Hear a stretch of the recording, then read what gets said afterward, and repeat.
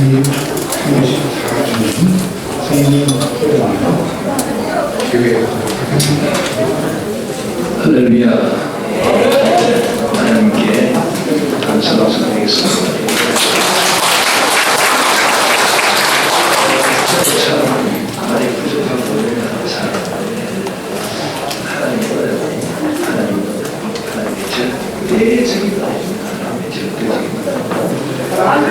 하나님의 절대적인 은혜로 저는 조용기 목사님을 만났습니다.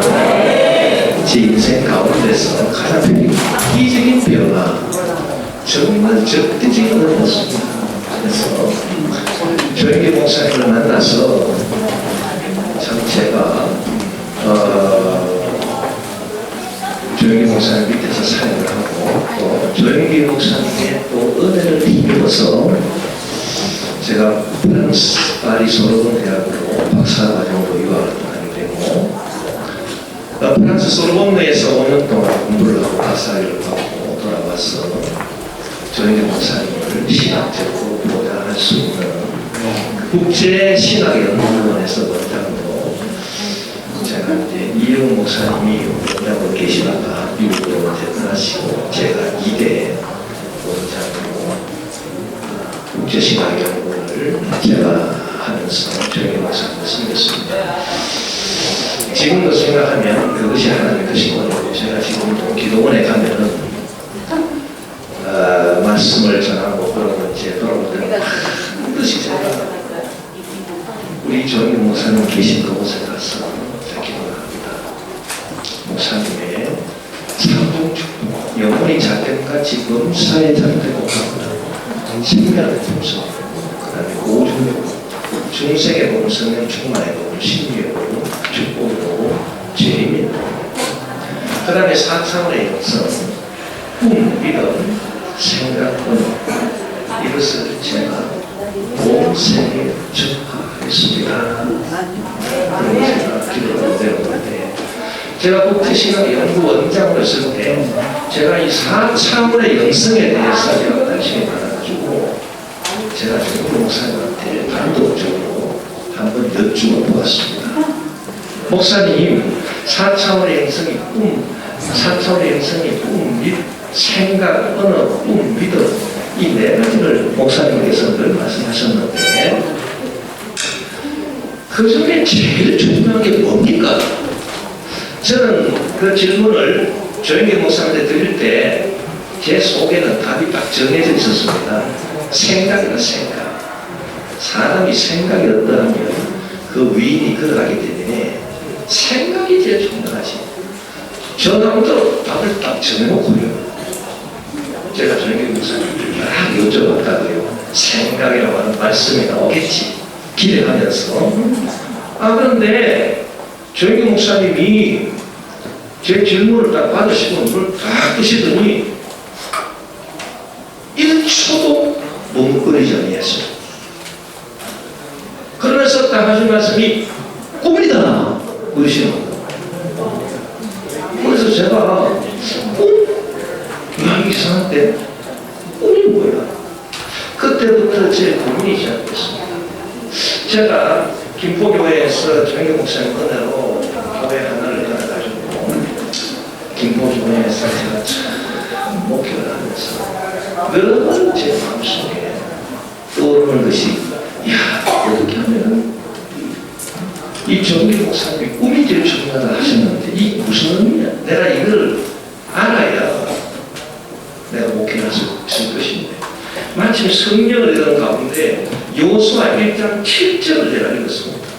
자, 모세가 죽은 후에 여호수아가 후계자가 됐는데 하나님께서 여호수아에게 하신 말씀이 여호수아야, 나의 종 모세가 죽고 너가 후계자가 됐으니 너는 내가 명령한 것을 다 지켜 행하라. 그게 아니고 나의 종 모세가 너에게 명한 율법을 다 지켜 행하라. 이야, 그래서 제가 그때 뭘 깨달았네요.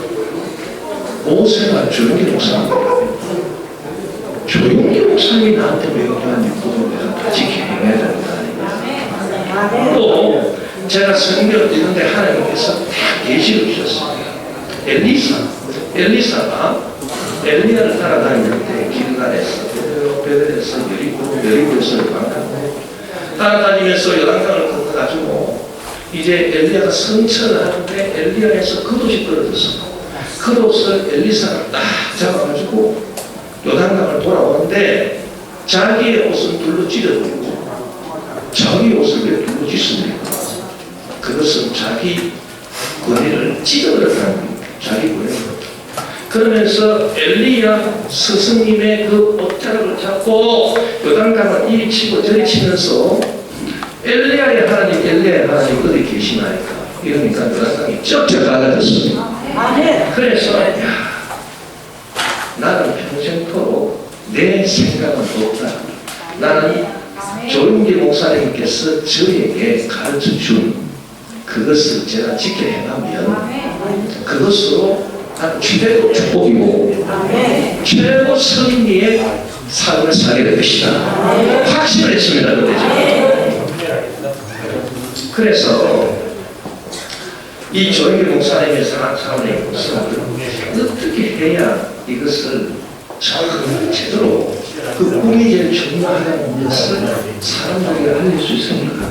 고민할 때 제가 프랑스에 있을 때 이 세계적으로 가장 위대한 해석학자가 있습니다.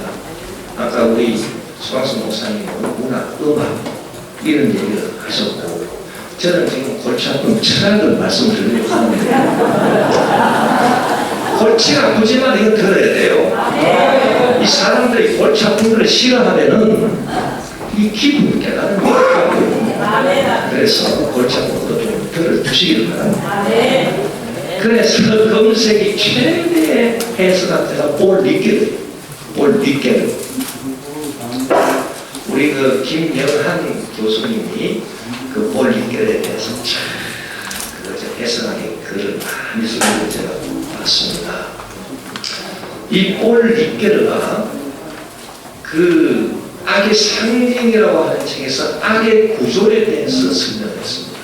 자, 세계 최대의 해석학자고 20세기 들어와서 교회를 부흥시킨 세계 최대의 성령운동 부흥사 정용사님, 이 두 분이 만나는 그런 가교를 제가 놓아야 되겠다 그런 생각을 하고 그 볼 리케르의 악의 상징에 나타나는 그 악을 제가 읽고 제가 연구를 했습니다. 이건 뭐 악의 상징이라고 하는 책은 번역되어 있으니까요. 여러분 사서 보시면 됩니다. 그런데 이 중요한 포인트가 뭐냐면 이 볼 리케르가 대단한 사람인 게 자, 에덴 낙원에서 악이라고 하는 것은 가장 원초적인 악은 뭐냐? 우리는 악이라고 하는 생각할 때에 인간이 자유의지로 선악과를 따서 먹은 게 악의 출발이다 그렇게 보지만 그렇지 않습니다. 아담 하와가 하나님의 계명을 자기 자유의지로 어기고 선악과를 딱 먹기 전에 이미 에덴 나무에 사탄이 뱀의 형상하고 들어와 있었어요. 이것을 인간의 자유의지로 막을 수가 없다는 겁니다. 그걸 누가 막겠습니까? 이미 뱀이 들어와 있는데 사탄이. 그래서 이 리케르는 그 이미 에덴 나무에 들어와 있는 이 악한 사탄, 이것이 쫙 에덴 나무에 딱 들어와 있으니 이것이 분위기를, 에덴 나무의 분위기를, 그 상황도야 보면 에덴 나무의 분위기를 원 나무에 한 방을 먹이고 있다. 그렇게 보고 이게 가장 내부적인 거고요. 이게 가장 근본적인 거고요. 그래서 이 사탄이 와가지고 하와를 유혹합니다. 유혹해서 그 하와가 유혹에 넘어가서 하나님의 계명, 선악과를 따서 먹지 말라 한 하나님의 계명을 어기게 된다고요. 그러는 다음에 마음의 죄책감을 느끼게 되죠. 그래서 이 단계가 어떻게 되냐면 가장 외부적인 이것은 인간의 자유의지로 막을 수 없는 겁니다. 가장 외부적인 이 파괴력, 이 한방 먹이는 것, 이것을 리케르가 오염이다, 수위라고 하는 말로 표현을 했고요. 그 다음에는 외부와 내부가 연결됩니다. 이 악한 외부적인 존재 사탄이 인간에게 찾아와서 하와에게 유혹을 합니다. 그러면 가장 외부적인 이 악의 세력이 이제 인간의 내부와 만나게 되겠죠. 그래서 외부와 내부가 만나는 관계를 형성합니다. 이게 두 번째 단계입니다. 여기서 죄가 나오게 되는 겁니다. 그래서 처음은 사탄이 외부적 환경에서 인간이 도저히 어찌할 수 없는 그 외부적 환경에서 한방 거기는 수비를 컴이라고 하는 상징으로 표현되는 이 단계가 있고, 그 다음 단계가 이 악한 사탄이 인간의 자유의지를 시험해가지고 외부와 인간 내부가 만나서 관계를 이루어서 그 관계에서 하와가 무너지고 하나님의 계명을 따서 먹고 죄를 범하는 죄의 단계, 뺏셀라고 하는 그 죄의 단계가 있고요. 그 다음에 세 번째 단계는 완전히 이제 내면하는 겁니다. 그래서 완전히 이제는 바깥은 없고 완전 내 속에서 내면화된 죄의식이라고 하는 세 번째 단계, 불어로 말하면 꿀빠들릴 때라고 하는 그 단계가 있습니다. 그래서 외부, 그 다음에 외부와 내부, 그 다음에 완전히 내부, 이렇게 그 현상학적으로 해석학적으로 악을 분석하고 있습니다. 이게 참 중요한 포인트예요. 이게. 그래서 우리가 지금 관한 주간에 죄를 회개하는데 제가 어제 그 설교를 했습니다.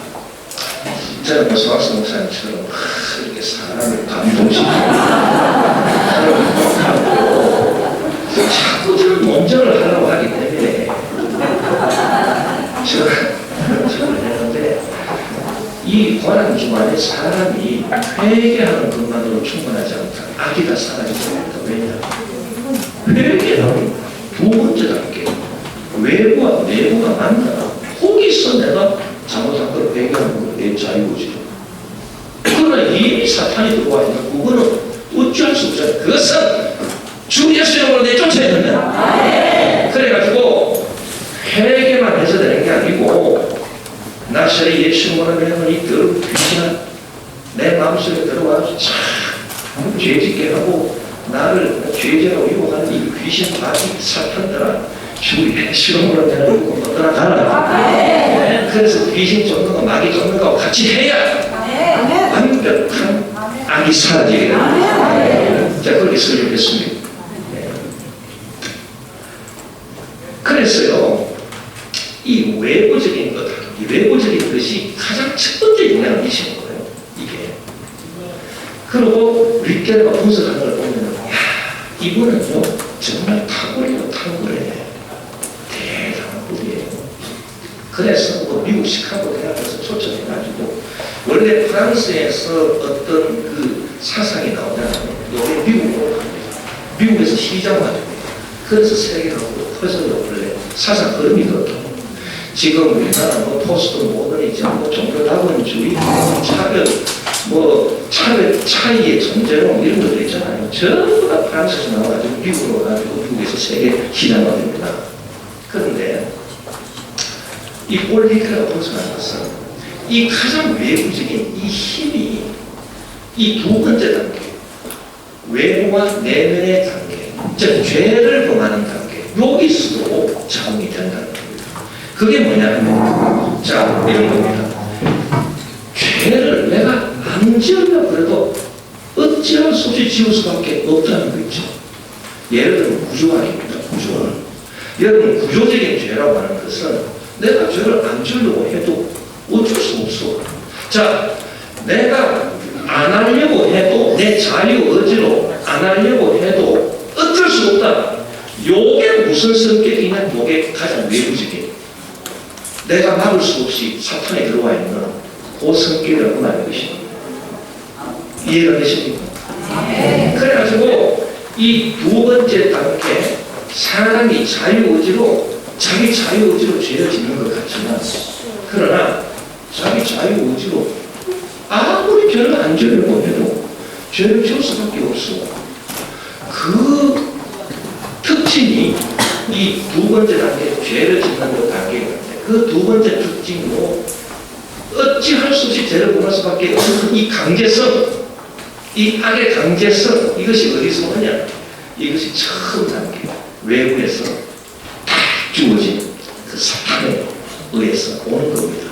그래서 우리가 구약성경을 보면은 이스라엘이 민족적으로 짓는 죄 있잖아요. 이스라엘이 민족적으로 짓는 죄는 그 이스라엘 개인 한 사람 한 사람이 자기가 아무리 안 지은다 해도 지을 수밖에 없는 거예요. 그런 민족적인 죄라든지 안 그러면은 제가 여기 이제 적어놨습니다만은 자세히 들어보면 자기가 어쩔 수 없이 지을 수밖에 없는 게 유전되는 원죄가 그건 자기 의지하고 상관없잖아요. 자기 의지하고 상관없이 주어진 거 아닙니까? 이런 것들이 첫 번째 그러니까 외국에서 한번 들어온 요것에 영향을 받는 거다. 그래서 계속 그 영향이 옵니다. 자, 세 번째 단계 완전 죄의식. 이 죄의식의 단계는 외부적인 것이 하나도 없지 않습니까? 그래서 완전 내면화된 건데 이것은 사람에 따라서 차이가 있습니다. 내면 상태에 따라서. 그런데 이 내면 상태에서도 무슨 특징이 들어가야 되냐? 가장 첫 번째, 이 외부에서 들어온 악을 먹이는, 악을 때리는 이 특징이 가장 내면적인 죄의식의 단계에도 들어와 있다는 겁니다. 윗결과 분수하는 것은. 그게 뭐냐? 사도 바울이 로마서 7장에서 고백하는 것입니다. 자기 내면에 큰 고민입니다. 내가 원하는 바 선은 행하지 아니하고 원치 아니하는 바 악을 하는도 너의 의지가. 그래서 자기가 아무리 내면적으로 원한다 해도 자기도 모르게 다른 악한 것이 있어가지고 자기를 굴복하는 그걸 본다고 했잖아요. 오호라는 공부하지 않습니다. 누가 사망의 몸서 나를 건져내냐? 이것이 바로 이 세 번째 단계, 가장 내면화된 단계에서도 발견할 수 있는 어찌할 수 없는 것, 즉 외부적인, 가장 외부적인 것이 들어와서 있다라고 하는 겁니다. 자, 제가 이렇게 간단하게 말씀을 드리고요. 그러면 이 올리케르의 해석학적인 그 요지가 조영길 목사님한테 어떻게 적용되느냐? 가장 그런 외부적인 게 뭐냐? 가장 외부적인 거. 그게 바로 꿈입니다. 꿈이라고 하는 것은 하나님이 일방적으로 넣어주시는 겁니다. 가장 외부적인 것. 내가 꿈을 받겠다고 해서 꿈을 받게 됩니다. 조영길 목사님이 4차원 영성에서 말하는 꿈이라고 하는 것은 하나님이 아브라함을 불렀을 때 말씀과 같이 한 겁니다. 너는 내 본토 아비지를 떠나가지고 내가 너에게 시작 땅으로 가라. 어느 날 뜬금없이 그냥 돌려온 거예요. 이거는 아브라함이 받겠습니다 해서 받은 게 아닙니다. 가장 외부적인 것입니다. 그래서 꿈이 팍 들어왔습니다. 자, 가장 외부적인 이 악을 제거를 해야 완벽한 구원이 이루어지기 때문에 우리의 자유의지로 구원 못 받습니다. 우리의 자유의지로 구원 못 받고 구원을 봐야 됩니다. 그분이 예수 그리스도입니다. 그래서 창세기 3장 15절에 보면은 사탄은 예수님의 나쁜 짓을 하겠지만 예수님은 너의 전술을 깨뜨릴 것이다. 그 예언이지. 그러면 왜 예수 그리스도가 와야 우리가 구원이 되느냐? 예수 그리스도는 하나님의 아들로서 외부자예요. 외부자. 우리와 관계없는 외부자였어요. 예수 그리스도. 왜 오셔야 되느냐? 이 가장 외부적인 악, 이 사탄이 에덴 나무에 들어와가지고 아담 하와를 그 다음으로 유혹하잖아요. 이 사탄을 멸하지 않고서는 절대 완벽한 구원이 이루어지지 않기 때문에 예수 그리스도가 와야 되는 것입니다. 왜? 예수 그리스도가 와가지고 사탄의 점수를 깨뜨려주는 구원이잖아요. 것입니다. 그래 완벽한 구원이에요. 만약에 악의 그런 출발이 인간의 자유의지로 생각하는 아무튼 그것이 악의 그런 출발이라면 구원받는 것도 예수 그리스도가 필요 없습니다. 내가 자유의지로 회개하고 하나님 계명을 지키는 데 이제 그게 바로 예수 그리스도가 따진 구약의 유대사상입니다. 율법사상입니다. 그러나 우리 기독교는 그걸 믿지 않습니다. 우리 기독교는 예수 그리스도 아니면 구원을 받을 수가 없다. 왜 예수가 와야 되느냐? 바로 여기에요. 그래서 이 가장 가장 외부적인 것이 저에게 목사님에게는 꿈이에요. 어느 날 갑자기 아브라함에게 하나님 말씀이 임하고 꿈이 일방적으로 임했어요. 이게 하나님 크신 은혜 아닙니까? 이 전적인 하나님의 은혜입니다. 자, 그 다음에 두 번째로 어떻게 됩니까? 이 꿈이 우리 마음하고 관계를 맺게 되죠. 그게 두 번째 단계 아닙니까? 외부와 내부가 관계 맺게 되는 거예요. 이게 두 번째 단계잖아요. 그러면 말씀과 꿈이 나의 자유의지, 내 내면의 자유의지와 관계를 맺게 되면 거기서 발생하는 게 있습니다. 그게 뭡니까? 믿음인 것입니다.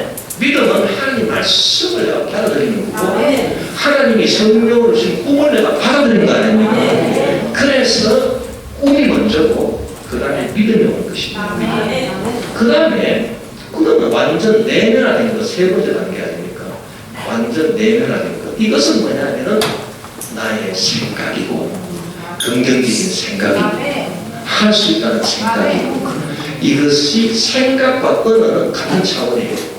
언어 철학에 보면 길게 설명하면 됩니다. 그래서 이 생각과 언어가 이 두 가지가 완전 내면화된 것으로서 자리 잡고 있다. 그래서 조영기 목사님의 사상의 요소는 꿈, 그 다음 믿음, 그 다음에 생각과 언어 이렇게 세 부분으로 나누어진다라고 하는 것입니다. 그래서 이것이 아주 중요한 것이고, 자, 중요한 포인트가 있습니다. 이 힘의 흐름입니다. 힘의 흐름이라고 하는 것은 이렇게 외부, 그 다음에 외부, 내부의 관계, 그 다음에 내부 이렇게 흘러오는 것이기 때문에 역방향은 허락되지 않습니다. 자, 우리가 이렇게 지금 세계 교회를 보면 이 긍정적인 생각을 강조를 해가지고 너 긍정적으로 생각해 무조건 잘 된다고 생각해 그러면 믿음도 생기고 하나님이 기적으로 보여줄 거야. 이것은 잘못된 생각입니다. 왜? 자, 흐름을 보십시오.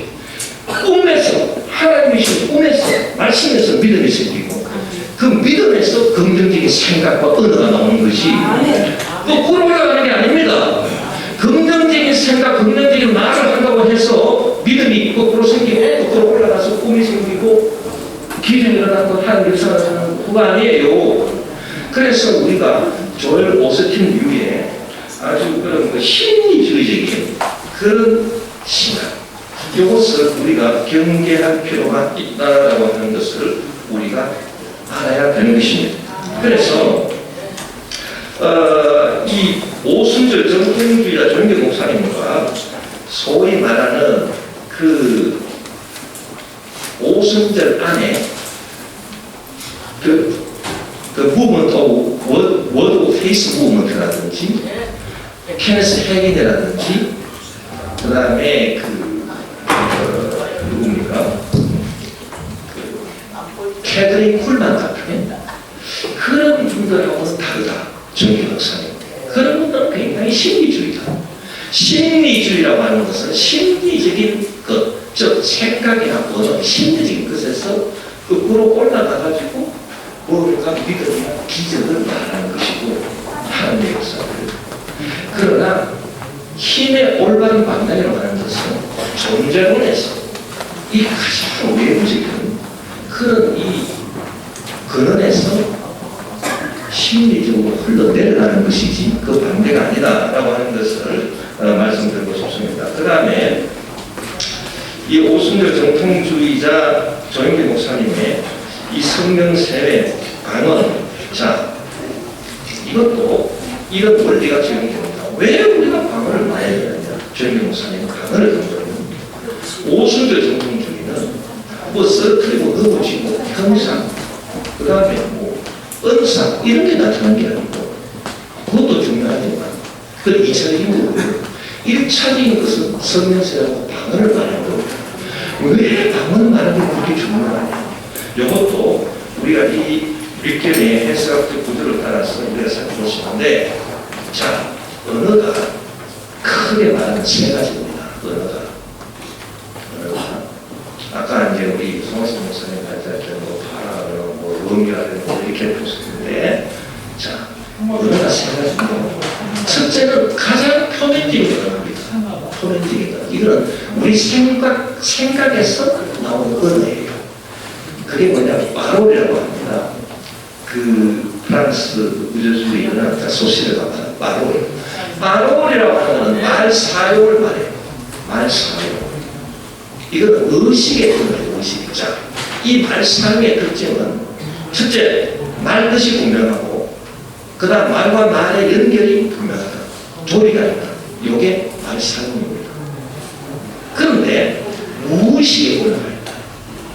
자, 무의식의 언어는 무엇일까? 이게 프랑스 신비 분석학자들이 말하는 거 보면, 대표적인 사람, 자크라칸 같은 사람 말하는 거 보면, 이 무의식의 언어라고 하는 걸 랑드라고 합니다. 마로리라는 거예요. 이 랑드라고 하는 건 뭐냐면, 말 뜻은 분명한데, 말과 말이 연결이 조리 있게 논리적으로 되지 않는다는 겁니다. 자, 우리가 꿈을 생각해 보면, 꿈은 무의식이 나오고요. 자, 꿈에 보면은, 한 장면이 나타났다. 그 다음에 다른 장면이 또 나타납니다. 그런데 이 장면과 장면이 연결이 안 되죠. 자, 예를 들어서 이런 겁니다. 자, 내가 아침에 일어났습니다. 그 다음에 내가 그러면 아침 밥을 먹었습니다. 그 다음에 학교에 갔습니다. 그 다음에 공부를 했습니다. 그 다음에 돌아왔습니다. 그 다음에 복습을 하고, 그 다음에 잠을 잤습니다. 이러면 말 뜻도 분명하고 말과 말 사이의 연결도 논리적이죠. 요게 우리가 일상생활에서 하는 의식의 언어고, 의식 밑바닥에 있는 무의식의 언어는 꿈이라는 것입니다. 자, 꿈을 어떻게 표현하냐면, 예를 들면 내가 아침에 일어났습니다. 그때 아침에 일어나서 아침밥을 먹어야 이게 안 나오고 뭐가 나오느냐, 하늘에 비행기가 날아다닙니다. 그럼 또 무슨 말이 나오느냐, 저 길거리에 누군가가 교통사고가 났습니다. 이게 말 뜻은 분명하지만 말과 말의 연결이 전혀 논리적이지 않는, 이게 꿈이지 않습니까? 여러분, 꿈을 꾸면 장면이 확확 바뀌는데 그게 논리적으로 연결이 됩니까? 안 되지 않습니까? 이런 언어를 랑드라고 하고, 이것이 무의식의 언어입니다. 자, 말 뜻은 분명하고 또 말과 말 사이의 연결도 논리적인 것. 이게 바로 이게 가장 표면적인 의식이고, 그 표면적인 의식 밑에 있는 무의식은 말 뜻은 분명하나 말과 말이 논리가 연결되지 않습니다. 논리적으로 추론적으로 연결되지 않습니다. 이게 랑드의 언어입니다. 그러면 방언은 뭐냐? 방언이라고 하는 것은 말은 말인데 말 뜻도 모릅니다. 말과 말 사이의 연결은 물론 논리적이지 않습니다. 가장 밑바닥 하는 거예요. 그래서 우리가 어떻게 볼 수 있냐면, 가장 밑바닥 하는 단어, 말 뜻도 몰라. 그러니까 자연적으로 말과 말 사이의 연결이 논리적이도 않겠죠. 이것이 그 위에 있는 양들을 변화시킨다는 겁니다. 무의식을 변화시킨다는 겁니다. 힘이 밑바닥에 있다는 거예요.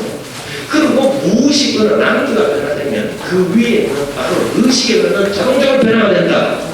자, 사람들이 왜 사람들이 이 의식적으로 아무리 설명하고 아무리 얘기해도 변화를 못 받아요.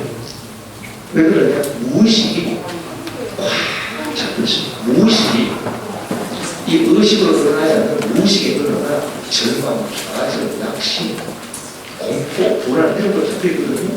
그러면 이 무의식의 언어를 변화시켜야 이 무의식의 변화가 다 오는 것이, 이 무의식은 여러분 겉으로 드러나는 게 요만하다고 그러잖아요. 이 속으로 숨는 그냥 감초로 같습니다. 이 무의식이 변화를 어떻게 의식이 변화되느냐? 그러면 이 무의식의 언어를 분화시킬 정황이 어디 있느냐? 그게 바로 방언입니다. 왜? 우리가 뜻도 모르고 말과 말의 연결도 되지도 않는 이 방언을 왜 하나님이 시켰었을까? 하다 보면은 1시간, 2시간 방언으로 기도해 보세요. 저도 성경세례 받을 때 방언으로 한 2시간 기도하니까 속이요. 할렐루야. 무의식이 변화를 받아요. 그래서 하나님이 이 방언을 말하게 하셨고 성령 세례의 첫 번째 요건이 방언으로 말하게 됩니다. 이것이 가장 외부적이고 가장 근본적인 방언, 그 위에 언어인 그 위에 언어인 바로 이것을 외부, 내부 이렇게 변화시키는 순간하고 또 하는 거고, 마지막으로 예수님께서 마지막 유언에서 믿는 자들에게 이런 표적이 따르니 너희가 내 이름으로 귀신을 쫓아내야 돼요. 이게 첫 번째죠. 그 다음에 세례받는 말하는 거예요. 귀신 쫓아내고 세례받는 말하는 거예요. 이게 가장 먼저 봅니다. 이게 외부적인 것들을 해결하는 거예요. 귀신을 쫓아내고. 그 다음에 어떻게 됩니까? 그런데 네가 믿음이 생긴다. 그래서 내가 지금 올때 무슨 돌마실 때 일어나지 아니하고 네 속에 믿음이 생기고 네 얼마나 생각이 살아졌으니까 변화를 받고 능력을 받는다. 그러면 이 능력이 나한테 전달돼가지고 병든 사람의 손을 은연적 나으리라. 이렇게 선도가 나타나고 선교가 이루어진다고 하는 것이죠. 네, 저는 여자 목사입니다. 반갑습니다.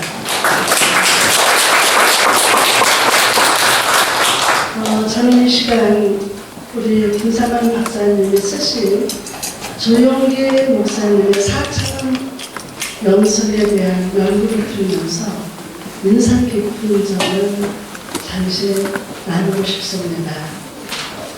조용기 목사님의 4천 명설을 설명하고 있어서 먼저 인간의 본질적인 문제, 죄와 악에 대해서 해석학자 폴 디커리의 접근을 보여준 점 매우 인상 깊었습니다.